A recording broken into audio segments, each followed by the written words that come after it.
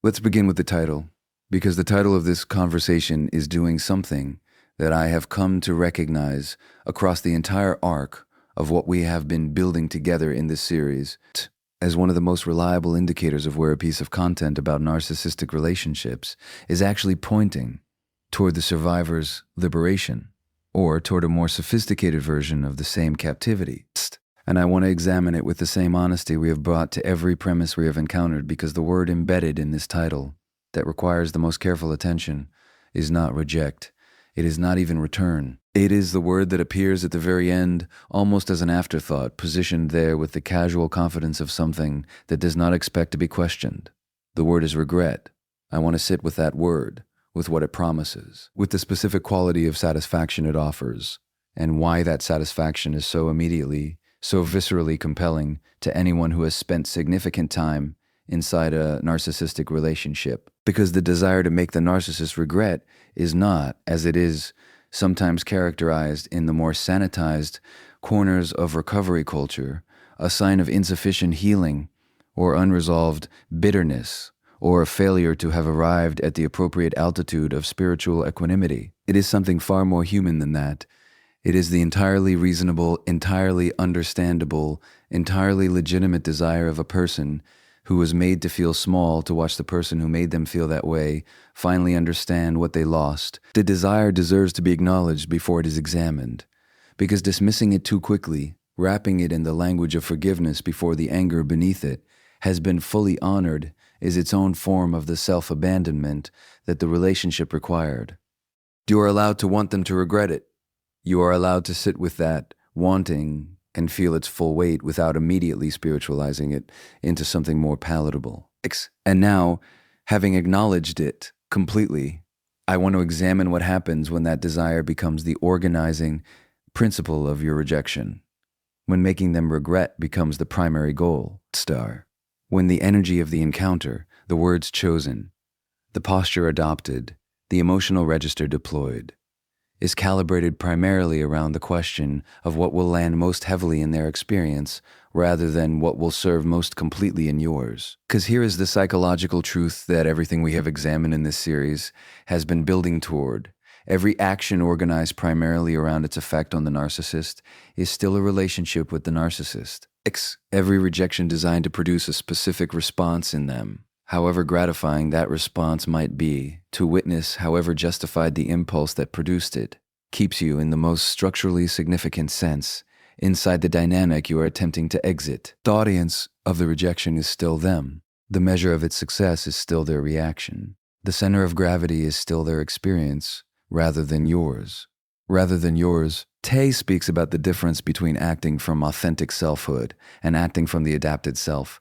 The self that learned to organize its behavior around the management of other people's emotional responses. The rejection organized around making the narcissist regret is, however satisfying its surface, a product of the adapted self. It is still reading the room. Still managing the performance, still, in its deepest orientation, asking the question that the relationship trained you to ask above all others. How is this landing on them? The right rejection asks a different question entirely. A question that is quieter, less dramatic, and infinitely more powerful. The right way to reject a narcissist is not the way that makes them feel the most. It is the way that finally, completely, tenderment, and permanently makes you feel like yourself again. There is a moment that almost every survivor of a narcissistic relationship will recognize with a clarity that is equal parts validating and uncomfortable. It is the moment the narcissist's name appears on your phone, or the moment a mutual connection mentions, with studied casualness, that they have been asking about you, or the moment you become aware, through whatever channel the return chooses to announce itself, that the person you have been working so hard to move beyond has decided, on their own timeline, and for their own reasons, to re-enter the periphery of your life. And in that moment, before any conscious thought has organized itself around the information, before any of the understanding you have accumulated about the dynamic has had time to engage, something happens in your body that your mind did not authorize and cannot immediately override. Something lights up. I want to be very precise about what that lighting up is and what it is not. Because the way you interpret that physiological response in the moments of its occurrence will determine, more than almost any other single factor, whether what follows is a genuine act of self-possession or a reactivation of the conditioning that the relationship installed. The lighting up is not, as the self-critical voice that has probably already begun to speak might suggest, evidence of weakness. It is not proof that you have not healed as much as you believed. It is not a revelation of some hidden desire to return that your conscious mind has been concealing from itself.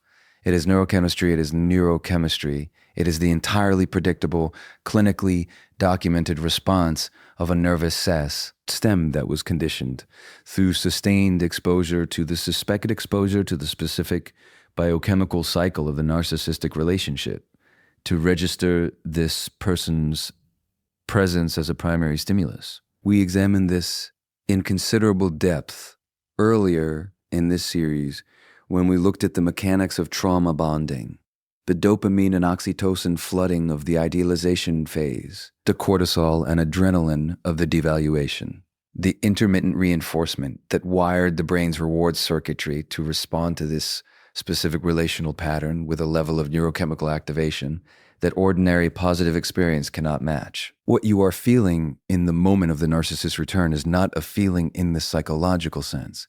It is not information about what you want or what you value or what your recovered self has decided. It is a reflex, as automatic and as physiologically grounded as the jerk of a knee beneath a doctor's hammer.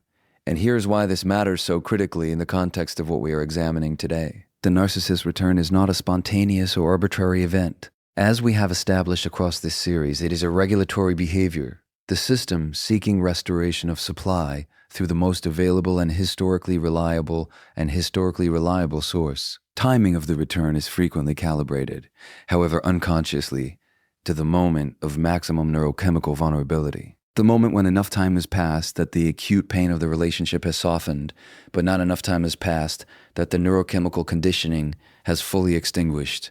The moment when the stimulus is most likely to produce the response. The moment when what feels like an opportunity is, in clinical terms, precisely the activation of a conditioned reflex that was installed across the entire duration of your shared history. Mattei speaks about the gap between stimulus and response as the location of genuine human freedom. Viktor Frankl located it there too, in that narrow but infinitely significant space between what arrives from outside and what we choose to do with it. Trying the narcissist's return as the stimulus. What you do in the gap between its arrival and your response is where your liberation either happens or fails to happen. The feeling that arrives with their return is not your answer, it is your history speaking. And the most important thing you will ever learn is how to let it speak without letting it decide. The narcissist does not return empty-handed. This is the first and most important thing to understand about the anatomy of the return, because the image of the narcissist simply reappearing, showing up at the door of your life with nothing but the audacity of their own need, aises a significant underestimation of what you are actually dealing with, and underestimating it, however tempting in the clarity of recovery, is precisely the preparation that leaves survivors most vulnerable in the moment of actual encounter. Because what arrives with the narcissist when they return is not simply them, it is everything they learned about you during the relationship, deployed now with the additional precision of someone who has had time to assess what went wrong and recalibrate accordingly. Let's examine what that actually looks like, because the return has a structure, it has a sequence. Tinding, that sequence before you encounter it, is the difference between navigating it from a position of genuine clarity and being moved through it by a current you did not see coming until you were already downstream. The first element of the return is always the entry point, the specific channel and the specific tone chosen to make initial contact. And these choices are never arbitrary. The channel is selected for its particular combination of accessibility, tie and deniability, the text rather than the call, because a text can be crafted with precision, and cannot be intercepted mid-sentence by your response, the email rather than the text, because its formality implies thoughtfulness and provides the physical space for the kind of extended emotional argument that a text exchange cannot fully contain. The approach through a mutual connection, because it allows the narcissist to test the temperature of your response before committing to direct contact. Each of these choices tells you something about the narcissist's assessment of their own position, how much leverage they believe they currently hold, how much vulnerability they are willing to perform, how certain they are of your response. The second element is the opening narrative, and this is where the relationship's entire history becomes a resource for them rather than a record against them. Because the narcissist, whatever their limitations in the domain of genuine self-reflection, is frequently a sophisticated student of the specific emotional logic of the person they are attempting to reach. They know, from years of intimate proximity to your inner life, what you most needed to hear throughout the relationship and never fully received.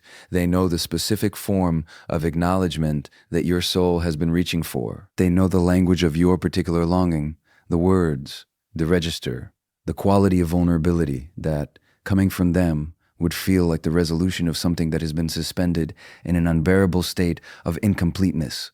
And they deploy exactly that. Not because they have genuinely arrived at the understanding those words require, but because the understanding of what you needed was always available to them.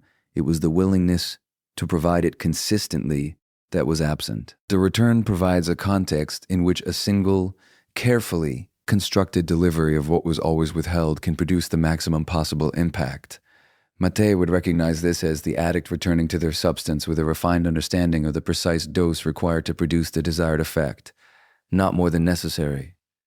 Not more than necessary. Not less than effective, calibrated to the specific neurochemistry of this particular nervous system. The third element is the evidence, the therapy mentioned. The book cited, the change in behavior reported through the mutual connection who has been, however unwittingly, recruited as a character witness for the new version the narcissist is presenting. Each piece of evidence is selected not for its accuracy, but for its specific resonance with the hope that the relationship's history has demonstrated you are capable of extending. The hope that genuine change is possible. Warmand, that the person you loved beneath the persona was always real, that what you invested was not lost, but simply waiting for the conditions that would finally allow it to grow. The anatomy of the return is in this way a mirror of the original idealization. The same fundamental structure, the same essential function, with the additional sophistication of having been refined by everything the relationship taught the narcissist about the specific architecture of your hope.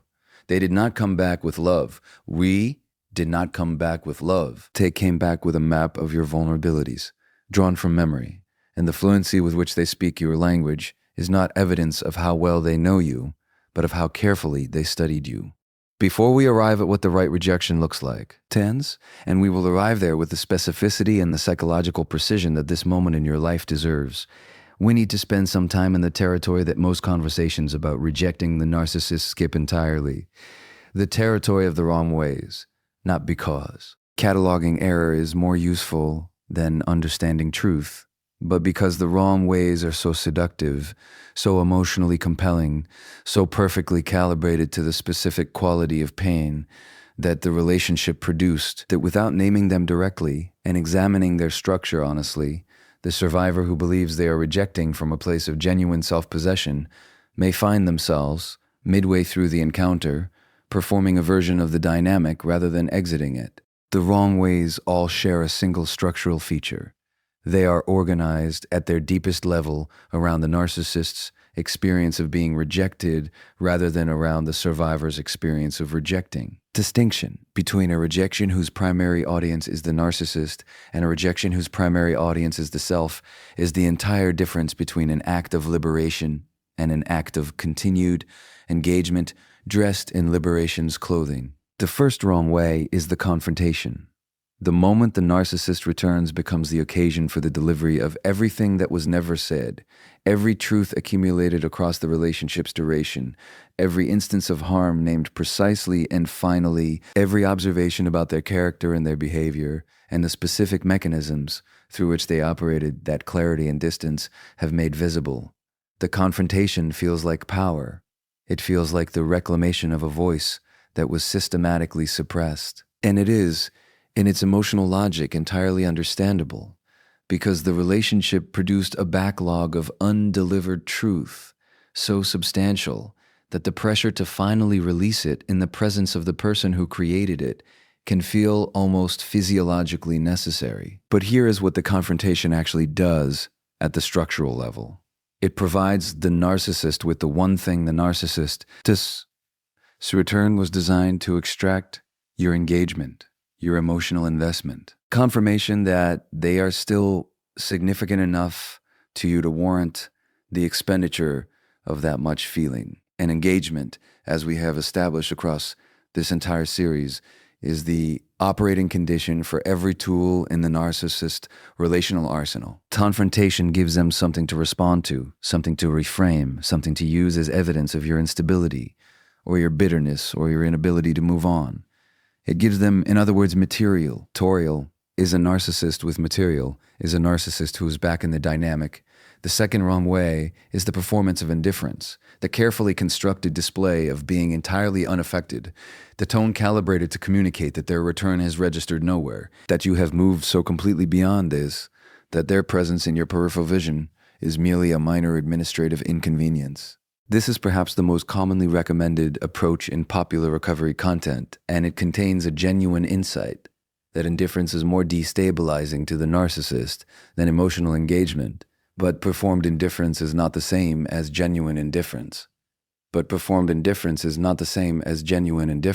In the narcissist, who is a forensic reader of the specific emotional signatures of the people they have been intimate with, can detect the performance beneath the performance with an accuracy that may be disturbing to acknowledge. Tay speaks about authenticity as the quality most incompatible with the narcissistic dynamic, and he means this in both directions. The narcissist's performed self is incompatible with genuine connection. But so is the survivor's performed indifference incompatible with genuine freedom.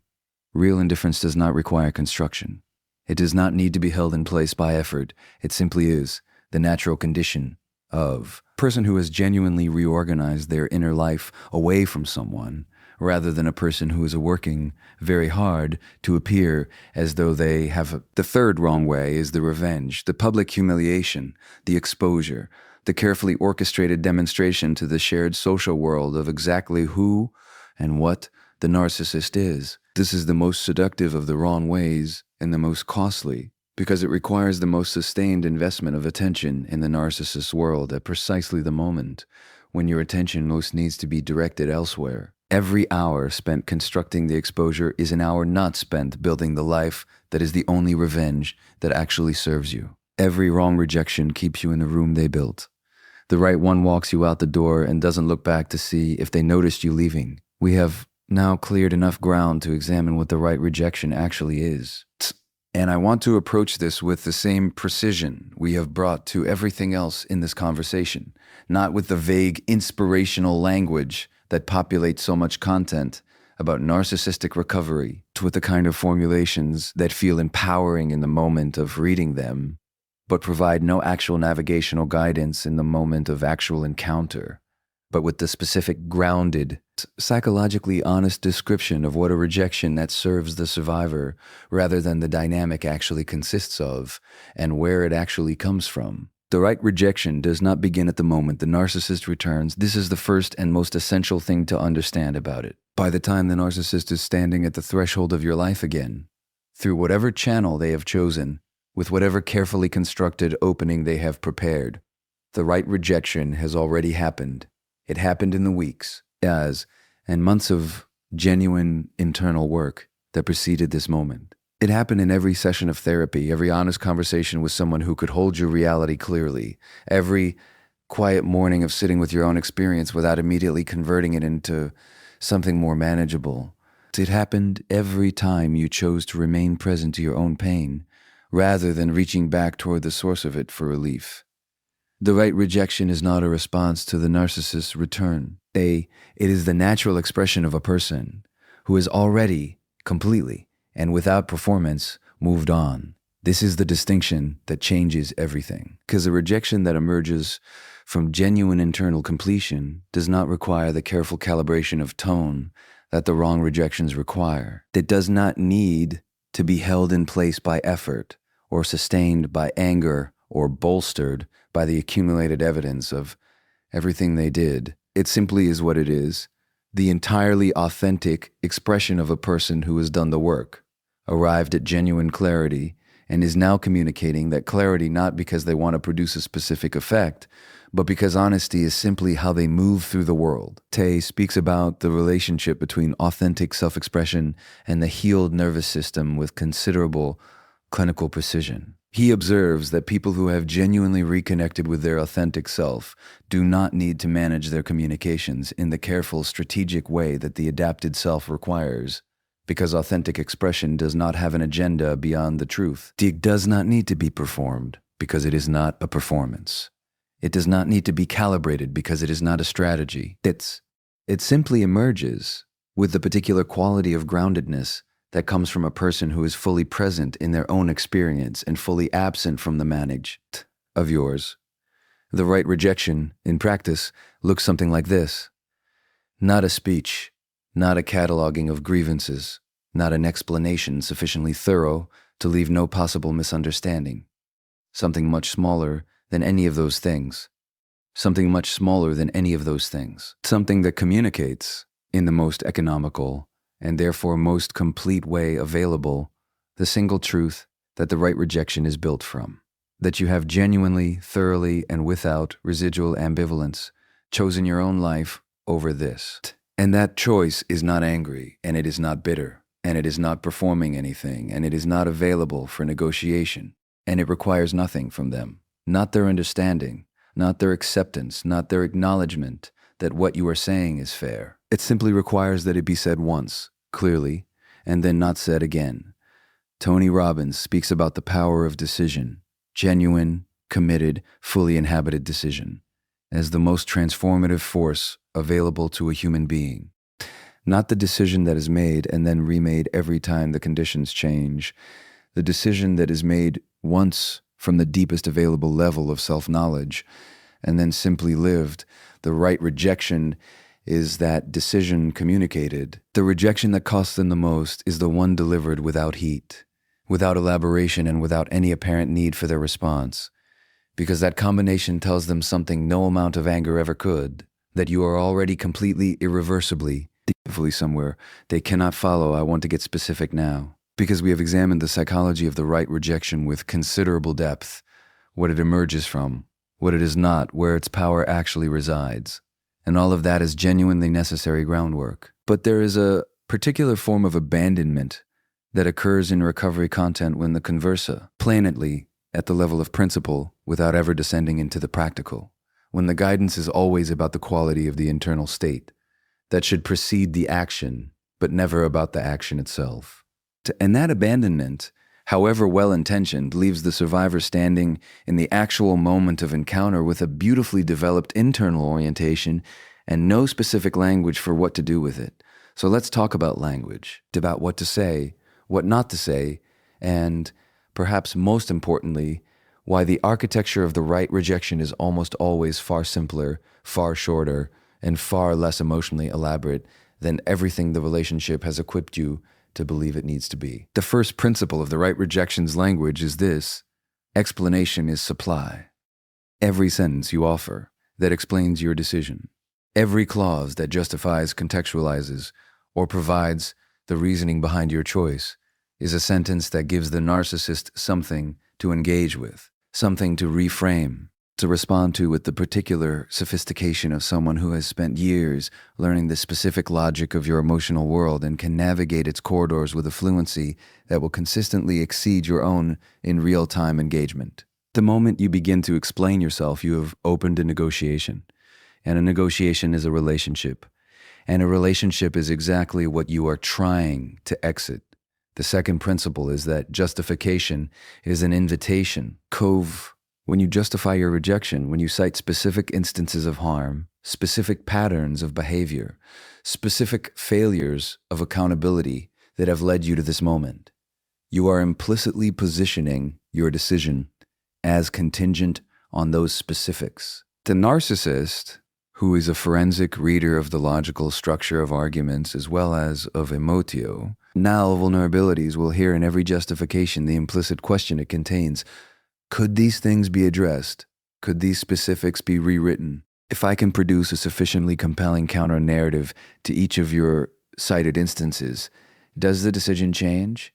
Justification invites the negotiation, that explanation opens, and you do not want to be in that negotiation. The third principle, and this is the one that requires the most from you because it runs most directly against the grain of everything the relationship trained you to do, is that their understanding of your decision is not required for your decision to be valid. The empath, as we examined in the previous speech in this series, is constitutionally oriented toward ensuring that their communication has been received and understood. They extend the same care to the delivery of their truth that they extend to everything else, making sure the other person has what they need to fully comprehend what is being communicated. And in most relational contexts, that orientation is a profound gift. In this specific context, it is the mechanism through which the rejection gets converted back into a conversation. Mattei speaks about the way authentic self-expression, in its most complete form, does not require the other person's reception to be real. Your truth does not become more true because the narcissist acknowledges it.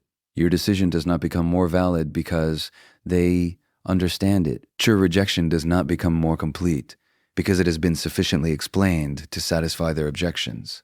The right rejection says what it says once, without elaboration, and then, this is the part that requires everything, it stops. What does that actually sound like? Something in the vicinity of this. Not a script, because authentic self-expression cannot be scripted, but an orientation. Something then that communicates without anger and without apology and without the invitation to negotiate that explanation and justification. Create, I have done my work. I know what I need. This is not something I am open to reconsidering. I wish you well with the genuine disinterest of someone who has already moved on. And then having said it once, the right rejection says nothing more. Because the silence that follows the right rejection is not the uncomfortable silence of someone who has run out of arguments. It is the complete and grounded silence of someone who simply has nothing further to add. The most powerful thing you will ever say to someone who underestimated you is not the speech you spent months composing in your head. It is the sentence that ends the conversation before they have time to begin theirs. We need to return, one final time, before the conclusion, to the word that opened this conversation, the word that the title promised to deliver on, the word that carries, for most survivors of narcissistic relationships, a weight so specific and so personal that its presence in the title was probably the reason this speech found you in the first place: regret. I want to honor that word now by giving it something more useful than the version the title implies: the image of the narcissist in the immediate aftermath of your rejection, finally, visibly, unmistakably registering the magnitude of what they are losing. Because that image, satisfying as it is to contemplate, justified as the desire for it may be, is built on a misunderstanding of when and how, and from what the narcissist's deepest regret actually emerges. Building your rejection around the production of that image is, as we have examined, the surest way to deprive yourself of the version of it that actually lasts. Here is the psychological truth about narcissistic regret that the popular conversation entirely misses. The narcissist does not experience their deepest regret in the moment of your rejection. They do not experience it in the week that follows, or the month, or even necessarily in the year. The regulatory crisis that your rejection produces, the disbelief, the rage, the hoovering, the replacement, the devaluation, all of which we mapped with considerable precision in the speech on internal collapse. These are responses to the immediate loss of supply. They are the system seeking stabilization through whatever means are available. They are real, and they are significant, but they are not regret, in the sense that carries the weight the word implies. The narcissist's genuine regret, the kind that is not a regulatory response but an authentic encounter with loss, emerges much later, and from a very different source. Emerges when the replacement relationship has revealed itself to be as incapable of providing what you provided as every previous relationship that preceded you. Emerges when the devaluation narrative, deployed with such initial efficiency, begins to develop the cracks that every narrative built on dishonesty eventually develops, when even the narcissist's own system can no longer fully sustain the fiction that you were unremarkable. It emerges when they encounter, through whatever channel the world provides, evidence of who you have become in the months and years since the rejection. And this is the critical point. The evidence that produces the narcissist's deepest regret is not the evidence of how you rejected them. It is the evidence of what you built after you did. The life that assembled itself in the space the relationship vacated. The wholeness that became visible not because you performed it for their benefit, but because it was the natural result of having finally, completely and without reservation, directed the extra, ordinary resources of your attention, your energy, your compassion, and your capacity for genuine depth toward the only project that was always worthy of them, yourself. Mata speaks about post-traumatic growth, the paradoxical phenomenon,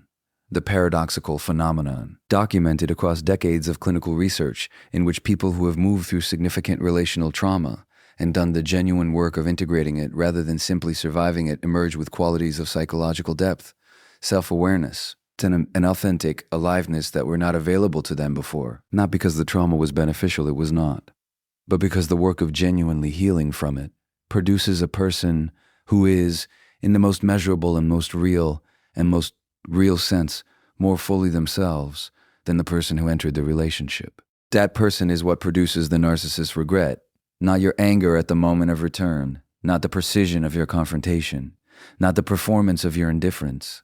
The person you became when you stopped organizing your life around their presence and started organizing it around your own genuine flourishing. That person, encountered across the distance of time and the unbridgeable gap of genuine transformation, is the thing the narcissist carries. The thing they compare every subsequent experience against. The standard they cannot again meet because meeting it would require them to have done the work they have consistently, across the entire arc of the relationship and its aftermath, chosen not to do. Tony Robbins speaks about living well as the only revenge worth pursuing. Not as a platitude, but as a precise psychological observation about where the narcissist's experience of loss is actually located. It is not located in your rejection. It is located in your life. The regret you wanted them to feel in the moment of your rejection is nothing compared to the regret they tarry for the rest of their lives when they encounter, from across an unbridgeable distance, the person you became when you finally stopped waiting for them to deserve you.